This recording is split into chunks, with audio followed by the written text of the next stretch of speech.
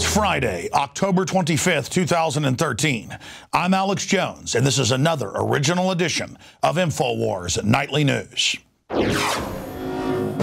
Tonight, it has been estimated that the Department of Homeland Security has stockpiled at least 2 billion rounds of ammunition. And now the Department of Education begins to build up a massive firearms arsenal of their own. Then, Healthcare.gov exposed as a clever ploy to sweep up all the private data of the sheeple and turn it over to the NSA. Plus, the U.S. Army suddenly halts their program that labeled Christians as radical extremists. That's coming up next on the Infowars Nightly News. Well, our top story tonight is a bullet that's been partially dodged by the embattled island nation of Japan, racked by the most deadly nuclear disaster in modern history, Fukushima 2 years ago. Earlier this week, more than 17 people died when a record typhoon slammed into the country. And then today, there was first a 7.6, downgraded to 7.1 earthquake that took place right off the coast of Fukushima, the state of Fukushima in Japan. But only about a foot surge came in, and there was not a serious tsunami. And so right now, things are stable at the reactor site. And by stable, I mean they're not any worse. They're very unstable, with 5 of the 6 reactors still damaged and leaking highly radioactive waste into the atmosphere and into the groundwater. But it could have been a lot worse. So certainly a lot of prayers got answered on that one. So that's our top news story tonight. Now, shifting gears to more good news. In the last few months, we've spent a lot of time talking about our Fort Hood sources confirming to us and getting us documents that FEMA is there at the base, teaching them that the Founding Fathers are bad, that George Washington is bad. That's come out in the news, that Christianity is bad, that the Tea Party is illegal. And it came out via Fox News a few days ago that indeed the manuals we were sent are accurate. They're telling the soldiers, especially new recruits, that you will be arrested if you're an evangelical Christian, one of the largest Christian sects in this country, and you'll be arrested if you donate any money to those Christian groups or if you're part of the Tea Party. Unprecedented tyranny. After there was a backlash, the Secretary of the Army went public this morning with a press release saying that they were not supposed to be doing that, and that this outside instruction material will no longer be used and is inconsistent with current Army policy. Now, that's the Army Secretary, John McHugh. Ladies and gentlemen, we should have congressional investigations. People should get arrested over telling people you'll be arrested if you practice your Christian faith or give money to a mainline church or if you are part of the Tea Party, that are all legal groups. If they target minorities or even strange religious groups and persecute them, that's racketeering. That's why this is a serious criminal offense hiding in plain view. This is unprecedented. It's good news, though, that at least the Army, who's sanctioning this from the highest levels, got caught and is having to back off. In other news today, they're now removing the term under God from military documents. And the point is, this isn't part of not hurting the feelings of atheists. It's part of a program of persecuting the majority bedrock culture of this country, over 75% Christian. That's what this political correctness is about. In every socialist or communist society, this is the standard procedure, because they're not anti-God. They want the state to be God. Continuing with the police state here, the Daily Caller has the exclusive. Feds confiscate investigative reporters' confidential files during raid, claimed it was a search warrant looking for illegal guns, but they took her filing cabinets and documents on her investigative reporting on government corruption for the Washington Times. There you go. Report on the NSA. Get the SWAT team raid. The reign of terror against the press just continues. Meanwhile, over 2.5 billion rounds of ammunition have been bought by different federal agencies, enough to fight a 30-plus year war in Iraq. And now we learn that the Department of Education every year is buying hundreds of handguns, rifles, and shotguns, now totaling in the thousands in the last decade. So they're for gun control, but only for us. And continuing, their mission to domesticate the population is going extremely well. We had 24 million people on food stamps 6 years ago. Now it's right at 50 million. And there are 108,592,000 people now on welfare. That outnumbers the entire working population of the country. And, of course, most of the working population is about to retire as baby boomers. So can you imagine what's about to happen? Yeah, martial law and getting rid of your pension funds, and then euthanizing you with the death panels. That's the official actuaries, Bill and Melinda Gates Foundation.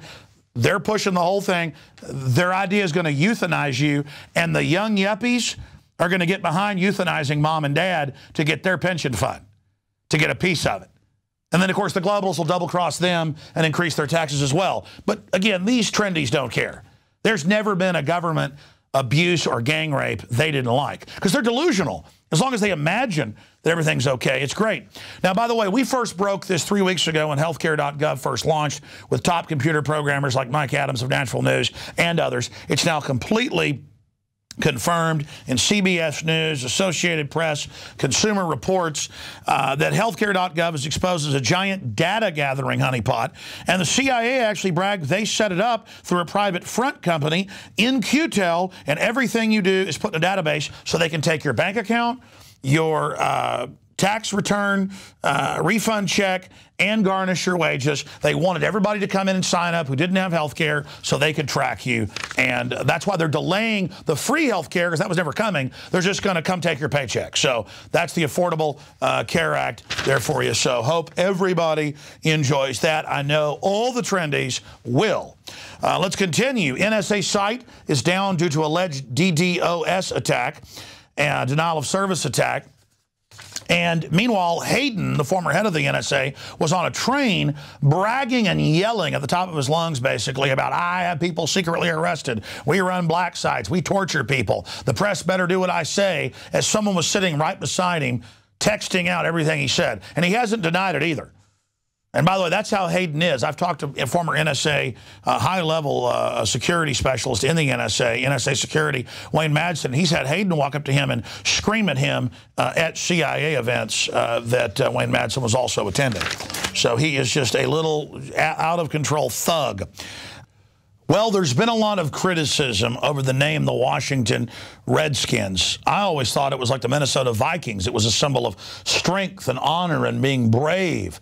But the folks that want to control language and culture and create division have said that they're offended by it. And so now the owner's neighbor and confidant has moved to trademark the term Washington Bravehearts. It doesn't matter if the Native Americans called their warrior men brave. That's hateful as well. In fact, there's no name that you can come up with that's good. But the Washington Redskins, or I should say the former Washington Redskins, are now coming out with a new official name that may satisfy the American people. We're going to get to that in a moment. But I thought I would just mention Seattle has called for a ban on a potentially offensive language. The word brown bag, never associated with any type of racial issue. They're banning that. And the term citizen officially in the city government has been banned, because being a citizen is offensive as well. Everything's being offensive, but being a jellyfish of government. And then, of course, the Boulder College asked students to avoid racist and stereotypical costumes and parties, saying don't be a cowboy, that's racist against cowboys, and don't be an Indian, don't dress up as a geisha girl. I thought that was dressing up like a high-class Japanese woman. I thought women dressed up like that to have fun. But no, having any opinion is racist. You just do what the mainstream corporate state-run media has to say. And I actually agree with this totalitarianism that they had in the Soviet Union, now bringing here. I think it's good they're arresting kids that play with Nerf guns in their backyard. I think it's good that there's no more free speech in America. I think it's wonderful. And that's why we are now here to announce the new official name of the Washington Redskins. It is the, drum roll please, they've decided to do something that America accepts and is good. The Washington Tyrants will now be the official name. No, actually, they're going to hold a contest now with the American people to decide the change. It's official, though, that they're going to be changing the name from the Redskins to the Tyrants, the Pirates, the Bandits, the Bankrupt, or how about the Pedophiles, or the Sandusky's? They could have Sandusky on the side of the helmet. How about the traitors? How about the criminals? How about the sellouts? How about the enemy? How about the occupied? How about the globalists run and captured? How about the Benedict Arnolds, the traitor against George Washington? How about the enemies of the Republic? How about the anti-Americans? How about the trendies? Because they dress up all this corruption and all this authoritarianism and all the secret arrest. That's a good name. How about the torturers? How about the kidnappers? How about the plague? I mean, there's so many names that you could come up with. But I got to say, the main core to everything we see go on with these tyrants throughout history is that they are perverts, and the state system says that our children are there. So I really do think that my vote for the new Redskins name, for the nation's team, the D.C. team, be the criminals, the District of Criminals. Or maybe it is the Sandusky's. In fact, that's it, folks. The official name, I think, no matter what they name it, the official name should be the Sandusky's, the Washington Sandusky's. We care about your children. Here's the bottom line to all of this political correctness that is really just authoritarianism.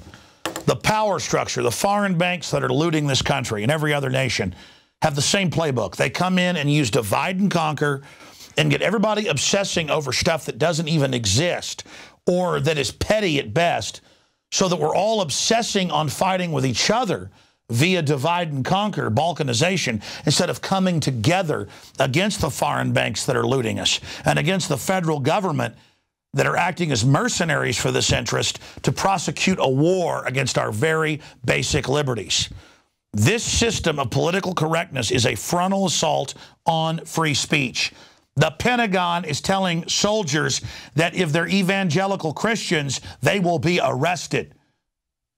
This is beyond the Soviet Union. When are we going to realize the threat is the tyrants pushing political correctness? These people aren't well-meaning liberals. They are conscious authoritarians who know exactly what they're doing. To build a better world sometimes means tearing the old one down. And that makes enemies. The much-anticipated Captain America 2, Winter Soldier, is coming out in April of next year. And I've got to admit, I'm a fan of Captain America and some of the ideas that are in the original comic. But more and more, it's been turned into a politically correct system to sell propaganda. And that may be why the franchise has been in deep trouble. That's admitted. But this new trailer is simply amazing. And before I went out and found the spoilers online that break down the plot, I knew instantly when I saw the first trailer that just came out what this is all about. And if you read the New York Daily News and others, they say they don't know what it means. It's confusing. There's nothing confusing about it. And before I even looked up the spoilers, so this is a spoiler alert, I knew exactly what was going on because it's so clear. Hollywood knows what we're hungry for. We know that corrupt elements have taken over the government. We're aware of this, and that's what the film is about. At first, Captain America says this is tyranny, this is corruption, and he's told by his boss and also Robert Redford, who's his government handler, that to build a better world, sometimes it means tearing the old one down, and that makes enemies. And he says, that doesn't sound like liberty, that sounds like fear and tyranny. And then his old boss begins to wake up, so he is wounded, almost mortally, and Captain America begins to wake up, and he's on board the big SHIELD command ship and has to take out a whole group of traitors. When that happens, suddenly the bad guys that have been staging terror attacks come after Captain America, and he doesn't know where the assassin and others are coming from and who they work for. Of course, they really work for the director of S.H.I.E.L.D. S.H.I.E.L.D. is the shadow government led by Robert Redford, who just so happens to be the villain. We're going to neutralize a lot of threats before they even happen. Thought the punishment usually came after the crime. S.H.I.E.L.D. takes the world as it is, not as we'd like it to be. This isn't freedom. This is fear. And they're staging these events to get the Western world to give up their liberties so that they can offer them security, a.k.a. our government running and creating and fostering and funding al-Qaeda and allowing them to attack us as a pretext to take over our lives and our world. And this is what Hollywood's doing more and more as their anti-liberty franchises fail. Now, when you watch mainline television shows, it's anti-liberty, anti-gun, anti-family, anti-militia. But more and more in big films like The Last Superman, they've got to give wholesome messages because they know that they've lost the body politic, the group collective, and the people are waking up. Before we get started, does anyone want to get out?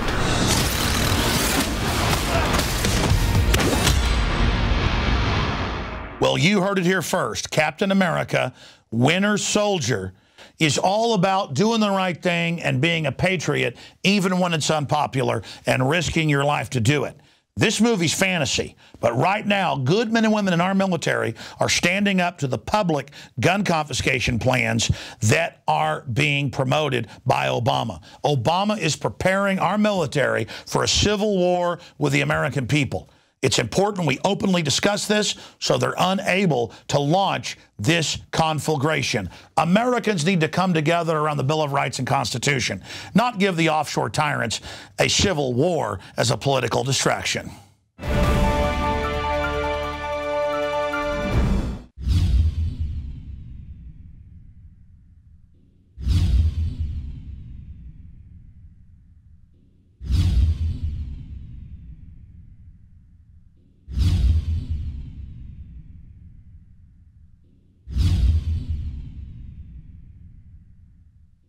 Why is nascent iodine so important? Nascent iodine is so important because it goes directly to the thyroid. It's not bonded to a salt, which means it doesn't have to be broken down, and it's the most usable form. It's what the body uses. It's what the body is designed to use. If you have low energy levels, if you have pains, if you have thyroid problems, if you don't feel up to par, well, they've proven now that the fluoride and a lack of iodine causes a decreased IQ because you have all this stuff that builds up inside your system and builds up and builds up. And that's why some people, when they start taking iodine, will have what's called a Herxheimer reaction or a detoxification reaction. But that's a good sign. That means you're detoxifying all that fluoride buildup, the mercury buildup in there, the bromine buildup in your system, and the chlorine buildup in your system. You don't want those things. All of those things have been proven as carcinogens. That's one of the reasons prostate cancer is on the rise too, is because prostate takes up iodine, and the men that are lacking iodine causes the prostate to become cystic and causes the prostate to swell and eventually leads to prostate cancer. There's been an extreme rise in polycystic ovarian disease, PCOS, with women, fibrocystic breast disease, because iodine is stored in the breast tissue, the ovaries, the prostate glands in men. It's utilized by every single cell in the body. Why does this almost taste good compared to other iodine that tastes horrible? That's because it's real iodine, atomic form. We wanted something that's going to go straight into the bloodstream and straight into the thyroid gland. We wanted to put it in a vegetable glycerin base. That's a USP kosher certified vegetable glycerin base. And that product is not tested on animals, it's vegan friendly, it's gluten free, it's GMO free. Of all the things I've done, nascent iodine was just absolutely amazing. So we developed with Dr. Group a double strength, low price, InfoWarsLife.com, Survival Shield, the atomic nascent iodine, available right now. Well, we've talked many times about how the real purpose of Obamacare is a massive transfer of wealth to a few selected individuals. The same thing is true of carbon credits and carbon taxes. And we're going to talk to Marc Morano of Climate Depot about that and about climate change. Welcome, Marc. Thank you for having me. Now, you've got on your website the fact that although carbon dioxide has gone up 8%, in spite of their models, we've seen a plateau or actually a decrease in global temperatures for the past 17 years. So their models aren't working. No, in fact, the theory at the moment isn't working. In fact, if you go back geologically, the Earth has had many times higher CO2 with similar temperatures to today. We've had ice ages with lower CO2. I mean, it is a fascinating to look at. If you look at the recent years, since 1997, 98, we've had no global warming. Put another way, every kid who graduated high school this year has not experienced global warming. Put even another way, kids in elementary school today have only experienced a slight global cooling since 2002. And this is what you call egg on your face scientifically. Well, maybe that's not a scientific term, but you get the idea. Yeah, but they're all hearing, all these kids in school, to them, the reality is that there's massive global warming because there's been this massive media campaign as well as campaign within the schools to convince them that that is the reality. What they've done, because reality isn't working for them, and it's beyond global temperature. We're talking no acceleration in sea level rise, polar bear populations expanding. We're talking extreme weather at historic lows with no trends, by the way, actually declining trends in drought over 60 years globally and in the United States. Big downturn and big tornadoes, F3 or larger. Historic lows for hurricanes. No trend in floods. Heat waves actually this past year were near 100-year lows. I mean, on every measure, they are failing. And Arctic ice, huge expansion this year. Antarctic ice in the South Pole, record expansion of all time since monitoring began. They can't get a break. But what they've done, the reason they can come out and say it's worse than we thought and scare kids and anyone else who's gullible is to say, well, it may not be that bad now, but our predictions now for 50 to 100 years are much worse. And so that's part of what they're doing is when reality fails, they make the predictions of the future that much scarier. And then they say it's worse than we thought. Why? Because our predictions are scarier. Forget about what's happening now. But their models don't work. We had a scientist that was actually honest about this. It was on the IPCC. His name is Hans von Storch, and he told Der Spiegel about a month ago, he said, it's not working. He said, according to their models, to have a 15-year period, and actually it's 17 years, where global warming didn't occur with these kind of CO2 escalations, he said there was only a 2% chance that that would happen. So basically, when you've got a real scientific community that's actually going out there and looking at the data, you know, that creates a real problem for them. But they always argue from the position of consensus. They say, well, 97% of the scientists, as they define scientists, believe in this, so therefore it must be true. We've always seen in scientific advances that it was the skeptics who looked at the real data and said, you know, this really doesn't fit the theory. That's where we get our advances, right?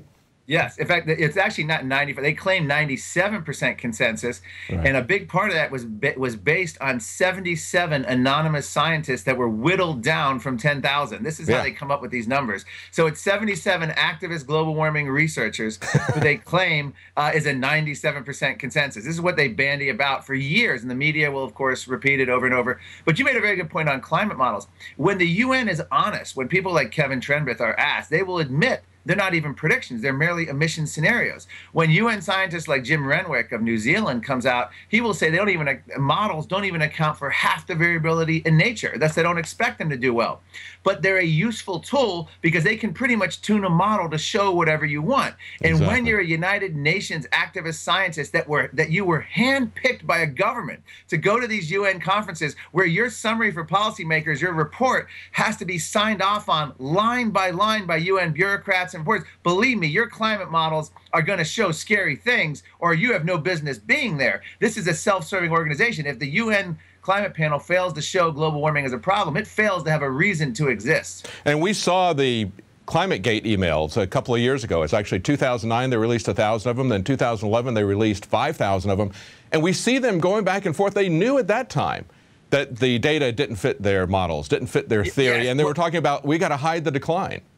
Yes, they talked openly about how they could essentially massage their narrative. Yes. And what the ClimateGate really showed us was it was the upper echelon of United Nations scientists, for lack of a better word, colluding with each other on how to craft a narrative. They openly talked about how to exclude studies that didn't support it, how they didn't like the solar scientists because they were trying to claim the sun had too big of an influence, how they would threaten journal editors from publishing a scientist's work. And right after ClimateGate broke, UN scientists came out and turned on fellow UN UN scientists saying that the head people should be forced to resign. And they said, by writing these words, we know we may never publish again. This became a good old boys network of scientists getting that $1 billion a day. I don't know if you saw that figure, $1 billion a day spent on global warming.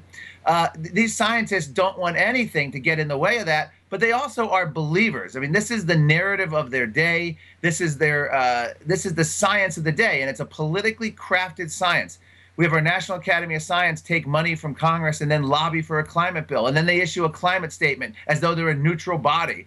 I mean, it's an amazing thing to see how science has been politicized, corrupted, and how a narrative has been crafted through the pressure of politics. You're right. It's a lot of intimidation just based on, well, this person is an esteemed scientist.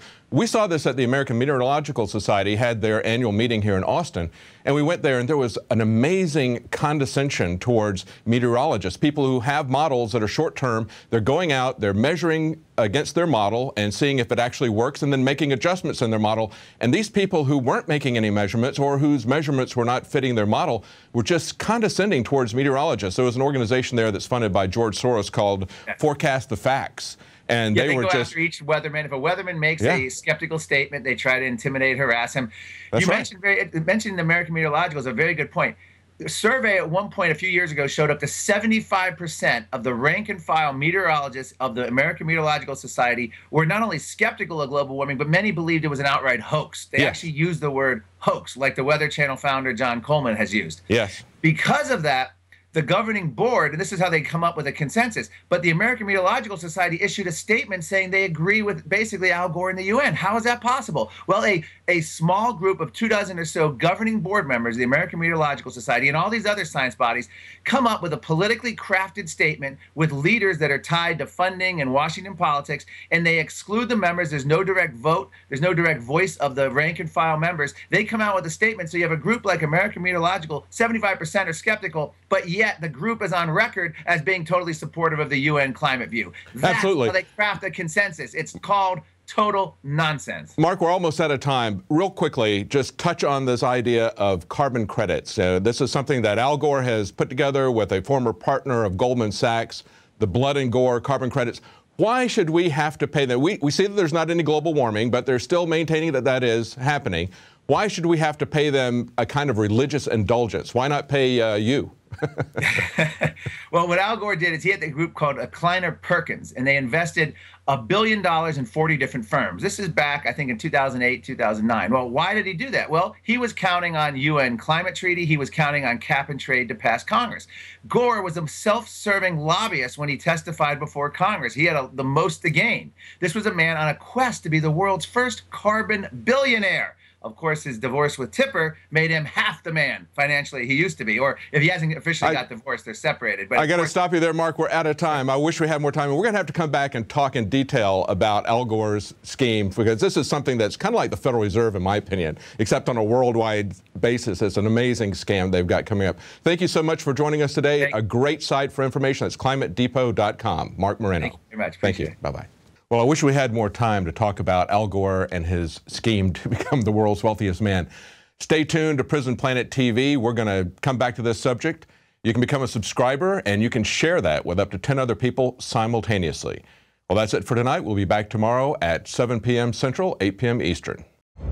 Stay tuned after the news for more special reports. Now you can watch The Alex Jones Show live as it happens at Infowars.com/show. You'll find links to all of our content there and a free 15-day trial for Prison Planet TV.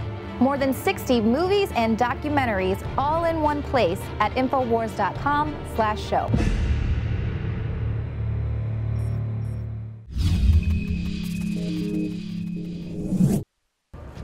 Now, C.J. Grisham is a prominent military blogger and founder of Soldier's Perspective, who after his illegal arrest in Temple found himself at the tip of the spear in the gun debate. Naturally, Open Carey, Texas was born. I want to welcome my friend and fellow patriot, C.J. Grisham.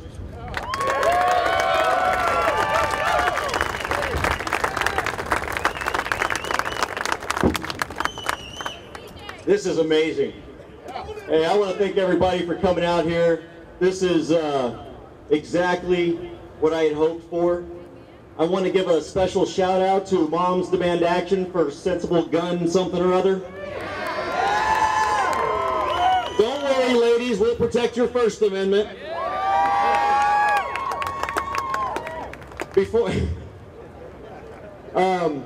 obviously, what I want to do real quick before I just want to let everybody know how this event came about and give you a few updates that Murdoch alluded to. As you know, back in July, we had 3 of our Open Carry Texas members falsely charged with disorderly conduct for doing exactly what almost all of you are doing here today. When I spoke with the supervisor of those officers, the response that I got is, and we'll do it again. So we told them, okay, then you're going to have to arrest 1,000 of us.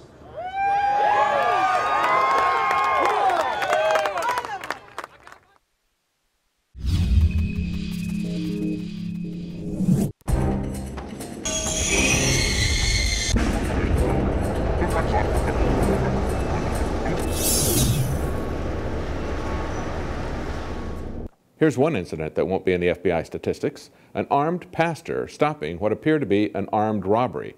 Now, the gun was fake, but the robber still used it to get control of the people in the store and had beaten the clerk. I seen a young man bouncing up and down with a bandana on his face. I seen him pushing one of the employees. Marshall turned what appeared to be a gun wrapped in plastic on him. He was telling me to get on the ground. But that's when I pulled my weapon and said, no, you get on the ground. And I just told him this is out of love. Many are now calling Pastor Sanders a hero, but he says he was simply in the right place at the right time, doing what he had to do. I laid my life down for some people. When a good man with a gun stops a crime, it doesn't make the violent crime statistics. But Christians have both a right and a duty to protect the helpless, and that includes the helpless against violent crimes. Pastor Carl Sanders understands that.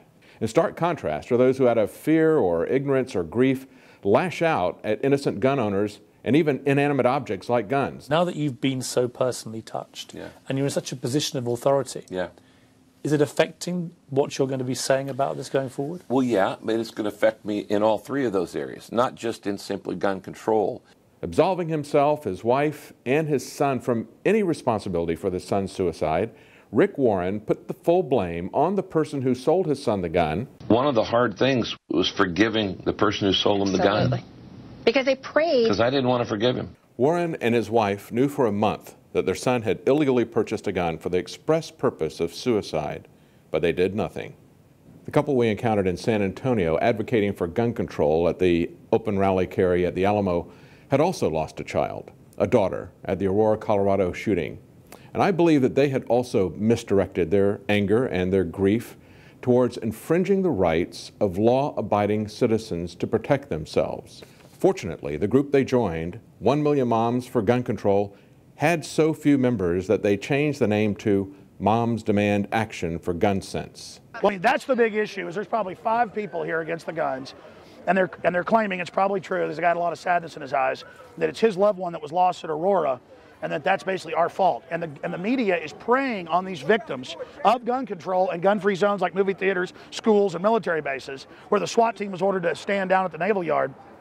They are preying on us, and they're preying on people that have had loved ones that are lost in our pain to then blame others that have the right to self-defense. The offensive to get our guns is backfiring. The offensive to blame us for people on serotonin reuptake inhibitors who get guns illegally and go out and kill people, trying to blame that guilt on us. No, we blame the people that put their kids on all these drugs and hop them up in the psychiatric system. The insert says it can make you commit mass murder, make you commit suicide, mania. And in 90+% of the cases, they're on these drugs. No mention is ever made in the media of the real root of violence in America: drugs.